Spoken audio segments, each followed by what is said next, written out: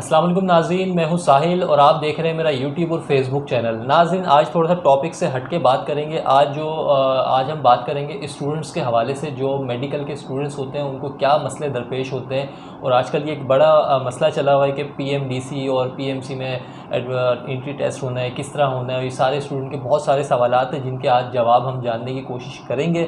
मेरे साथ इस वक्त मौजूद हैं अरबाब जहांगीर, बोल टीवी के एंकर भी हैं और अपना ब्लॉग भी करते हैं। पीएमडीसी और मेडिकल के जितने भी स्टूडेंट्स होते हैं वो सब इनको फॉलो करते हैं और इनकी बात को सुनते हैं। ये मुख्तलिफ़ चीज़ों पे अपनी राय भी रखते हैं। आज इनसे जानते हैं। अस्सलाम वालेकुम अरबाब भाई। वालेकुम सलाम। बहुत शुक्रिया आपके टाइम देने के लिए अरबाब भाई। बहुत शुक्रिया साहिल, आपका शुक्रिया कि आपने याद किया। अच्छा अरबाब भाई, सबसे पहला सवाल, जो नए आने वाले स्टूडेंट्स होते हैं जो मेडिकल में एडमिशन लेना चाहते हैं, उनके लिए सबसे बड़ा मसला ये होता है, उनको अगर आज आप बता सकें पीएमसी और पीएमडीसी में क्या फ़र्क है। ज़रा मैं इसकी वजाहत कर दूं कि जो पीएमसी और पीएमडीसी का एब्रीविएशन क्या है, बहुत सारे लोगों को साहिल ये भी नहीं पता होता। पीएमसी पाकिस्तान मेडिकल कमीशन और PMDC Pakistan medical and dental council.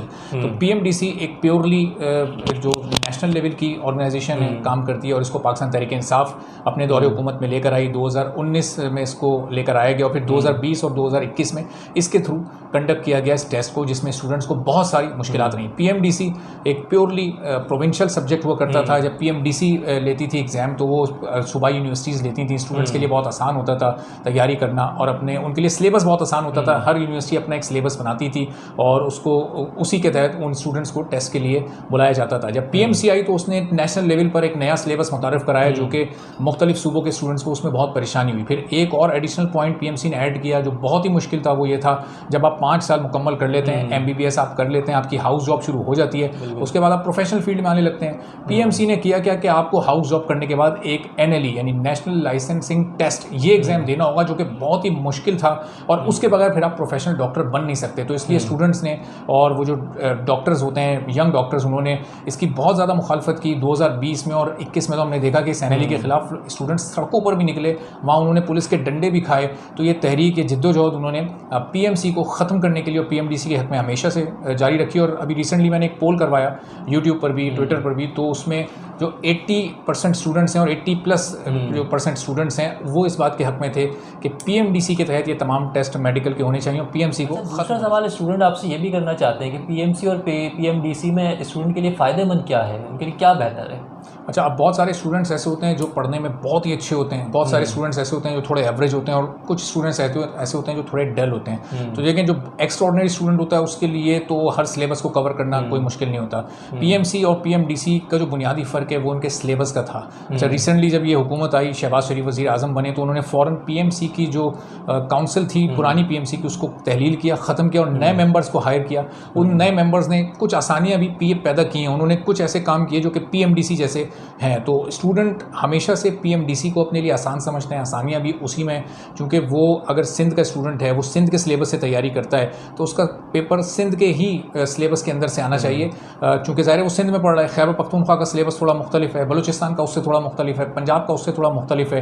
तो ये नेशनल लेवल पर एक जैसे पेपर के थ्रू पीएमसी ने पिछले 2 साल में स्टूडेंट्स को तंग किया। ये वजह थी स्टूडेंट्स की पीएमसी के खिलाफ आवाज़ उठाने की। चूँकि आप नेशनल लेवल का सिलेबस एकदम नहीं ले आते, उसके लिए आपको पहले होमवर्क करना पड़ता है, ग्राउंड तैयार करना पड़ता है, उसके बाद आहिस्ता आहिस्ता आप चीज़ें इंप्लीमेंट करते हैं। ऐसा नहीं होता कि चीज़ आपने पहले इंप्लीमेंट कर दी, आपके पास कोई ग्राउंड है नहीं, और अब आप धौंस धमकी के तहत आप कह रहे हैं स्टूडेंट्स को जी कि अब आप करें और आपने यही करना है। और इसकी वजह से पिछले 2 साल में स्टूडेंट्स का बहुत ज़्यादा रिजल्ट ख़राब आया, और बहुत सारे स्टूडेंट्स पाकिस्तान से बाहर जाकर भी चाइना और दूसरे मुल्कों में फिर मेडिकल की तालीम हासिल करने पर मजबूर हो गए, जो कि एक बदकिस्मती थी। अच्छा, अगर पीएमसी एंट्री टेस्ट लेती है तो स्टूडेंट फिर कौन सा सब्जेक्ट जो है वो फॉलो करें। अच्छा, आप देखें 13 नवंबर को ये एंट्री टेस्ट होना है MD कैट का, जो अभी तक की डेट है। अब जब ये वीडियो जाएगी, एयर होगी, यूट्यूब पे अपलोड होगी, उसके बाद कोई डेट आगे पीछे अगर हो जाए तो ज़ाहिर है वो फिर स्टूडेंट उसी हिसाब से इसको कंसीडर करें। तो ये पीएमसी ने एक अपनी वेबसाइट पर एक सिलेबस अनाउंस कर दिया है, और उसी सिलेबस अच्छा, वो सिलेबस सारी यूनिवर्सिटीज़ को दे दिया है, क्योंकि पीएमसी ने इस बार चेंज ये किया कि पीएमसी सारी सूबाई यूनिवर्सिटियों के तहत ये टेस्ट करवा रही है। तो अब पीएमसी ने अपना सिलेबस उन यूनिवर्सिटीज़ को दे दिया। वो 4-5 सूबों की यूनिवर्सिटीज़ हैं, उसमें आज़ाद कश्मीर कश्मीर और गिलगित बल्तिस्तान की यूनिवर्सिटीज़ भी शामिल हैं। अब वो यूनिवर्सिटीज़ उस सिलेबस में से अपने अपने तरीके से पेपर बनाएंगी। सिलेबस पीएमसी का है, लेकिन सिंध की यूनिवर्सिटी अलग पेपर बनाएगी, पंजाब की अलग बनाएगी, केपी की अलग, बलूचिस्तान की अलग। पेपर डिफरेंट होगा लेकिन सिलेबस एक ही होगा। एक ही सिलेबस से तैयारी करते हुए स्टूडेंट्स को पेपर देना है, लेकिन हर सूबे का पेपर डिफरेंट होगा। ये स्टूडेंट्स को इसलिए समझना ज़रूरी है कि वो एग्जाम वाले दिन ये शिकायत ना कर रहे हो कि जी पंजाब का पेपर अलग आया है और बलूचिस्तान का अलग आया। पेपर अलग अलग होगा, तमाम सूबों का होगा एक ही दिन में, टाइम एक ही है, 13 नवंबर को दोपहर सुबह 11 बजे से दोपहर 2 बजे तक। लेकिन जो वेबसाइट पर पीएमसी की सिलेबस है उसके तहत आपने तैयारी करनी है। तो फिर वो कोई भी यूनिवर्सिटी कितना भी मुख्तलिफ पेपर बनाए, वो उसके अंदर वो चीज़ें मौजूद होंगी और उनको सामने रखते हुए आपने अपने आप को प्रिपेयर करना है। अच्छा, एडमिशन के लिए ऑल सब्जेक्ट के नंबर होने चाहिए? अच्छा, ये स्टूडेंट्स का सबसे ज़्यादा पूछे जाने वाला सवाल है, क्योंकि जो स्टूडेंट्स पिछली बार अपेयर हुए थे एमडी कैट में, उनके पास ये चांस होता है एक बार एमडी कैट देने के बाद कि आप दूसरे साल भी उसी रिजल्ट पर अपेयर हो सकते हैं।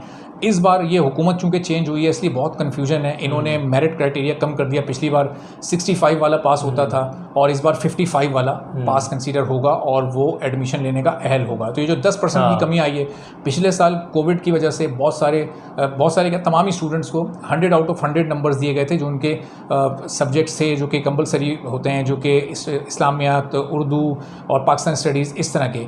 तो इस बार जो स्टूडेंट्स हैं, जो फ्रेशर्स हैं, उनको ये सहूलत नहीं मिली। तो इस बार जो इस साल के स्टूडेंट्स हैं वो चाहते हैं कि इलेक्टिव मार्क्स कंसीडर हों, यानी जो आपके मेन सब्जेक्ट्स मेजर्स होते हैं, फिजिक्स, केमिस्ट्री, मैथ्स और ये सारे जो सब्जेक्ट्स इस तरह के होते हैं। तो अब इस बार का स्टूडेंट ये चाहता है कि इलेक्टिव सब्जेक्ट्स कंसीडर हों, पिछली बार का ये चाहता है कि तमाम कंसीडर हों ताकि उनको फ़ायदा मिल जाए। तो वैसे होना ये चाहिए, चूँकि इस बार फ्रेशर स्टूडेंट को ज़्यादा सहूलत मिलनी चाहिए। वैसे मैं दोनों के हक में हूँ, स्टूडेंट्स को आपस में यूनाइट होना चाहिए, एक दूसरे का ख्याल खुद करना चाहिए।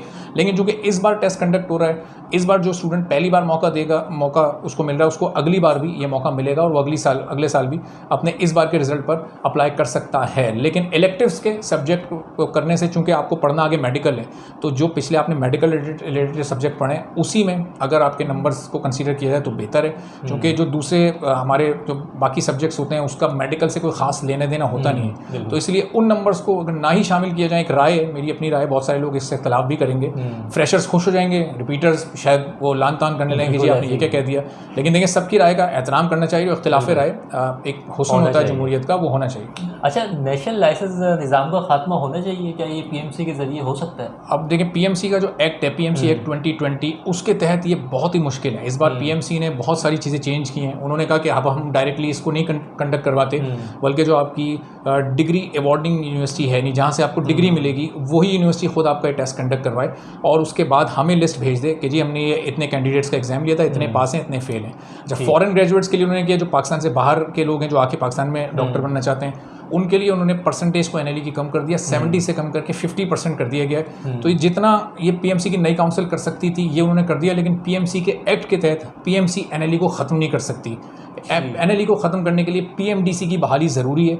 पीएमडीसी की बहाली का मतलब ये कि एनएलई ऑटोमेटिकली ख़त्म हो जाएगा और तमाम मेडिकल स्टूडेंट्स की ज़िंदगी हमेशा के लिए आसान हो जाएगी। अच्छा, एक आखिरी सवाल बस ये बताएं कि ये वाला जो दौर हुकूमत का चल रहा है, ये स्टूडेंट के लिए ज़्यादा बेहतर रहा या पिछला जो पीटीआई का दौर था वो ज़्यादा बेहतर रहा? अच्छा, अब स्टूडेंट्स की ज़ाहिर है चूँकि अपनी अपनी सोच होती है, अभी सियासी तौर पर चूँकि इतने ज़ाहिर मैच्योर नहीं होते, स्टूडेंट्स ये देखते हैं कि उन्हें जिस दौर में फ़ायदा हुआ, उनकी सहूलत के लिए जो पॉलिसीज़ बनी वो उसके दौर को बेहतर करार देते हैं। तो उन स्टूडेंट्स के मुताबिक चूँकि ये पीएमसी पाकिस्तान तहरीक इंसाफ के दौर में आई, अब इसके मकासद शायद बेहतर हो सकते हैं, नीयत शायद साफ़ हो सकती है, लेकिन चूँकि अल्टीमेटली उसका फ़ायदा स्टूडेंट्स को नहीं मिला और उल्टा उनको नुकसान हुआ, सड़कों पर उन्हें आना पड़ा, प्रोटेस्ट करना पड़ा, सोशल मीडिया पर ट्रेंड्स बनाने पड़े, तो वो पीएमसी के हक़ में नहीं है। तो इसलिए वो उस दौरे हुकूमत की पॉलिसीज़ को अच्छा नहीं समझते। ये हुकूमत जब आई तो कादिर पटेल जो इस वक्त वज़ीर सेहत हैं, उन्होंने 8 जून को कौमी असम्बली से ये पीएमडीसी का बिल पास कराया, फौरी तौर पर कोशिश शुरू कर दी। अप्रैल में ये हुकूमत आई थी और जून में फ़ौरन ही उन्होंने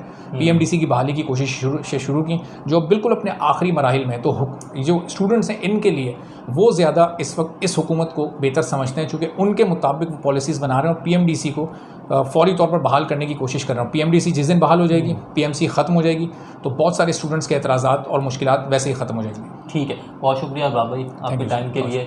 नाज़रीन, उम्मीद करते हैं कि आपको ये ब्लॉग अच्छा लगा होगा। ख़ास तौर पे स्टूडेंट्स से गुजारिश करते हैं अगर ये आपको अच्छा लगा तो इसको लाइक करें, सब्सक्राइब करें और कमेंट करें। मिलते हैं किसी नए ब्लॉग में नए गेस्ट के साथ। बहुत शुक्रिया।